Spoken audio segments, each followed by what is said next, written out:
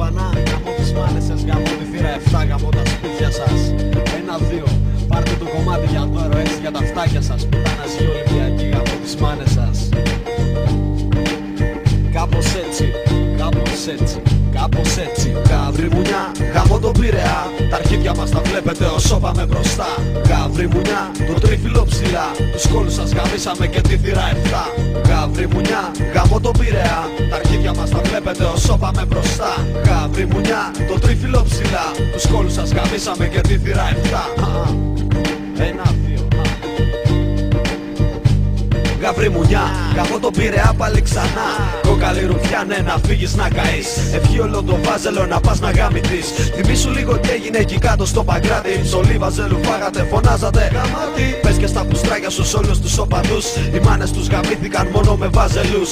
Γαβρί ρουφιάνοι, γαδιέται το λιμάνι. Πουτάνας γη, τα κότσια σας έχουν πεθάνει. Φέρατε Αλβανούς, Πακιστανούς να δώσουν ξύλο. Τα αρχίδια πάλι πήρατε, γαμώ το θρύλο. Παίρνετε παιχνίδια στην Ελλάδα, μα με βρω. Ευρώπη όπως δεν είδατε, τα σπίτια σας γαμώ. Πουτάνες της Ευρώπης σας φωνάζουνε γι' αυτό. Εκτός από τις πίπες κάνετε και μόκοτο.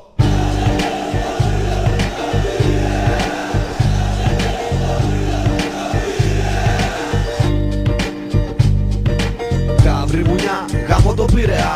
Τα αρχίδια μας τα βλέπετε όσο πάμε μπροστά. Γαβρί μουνιά, το τρίφυλλο ψηλά. Τους κόλους σας γαμίσαμε και τη θύρα 7. Γαβρί μουνιά, γαμώ τον Πειραιά. Τα αρχίδια μας τα βλέπετε όσο πάμε μπροστά. Γαβρί μουνιά, το τρίφυλλο ψηλά. Τους κόλους σας γαμίσαμε και τη θύρα 7.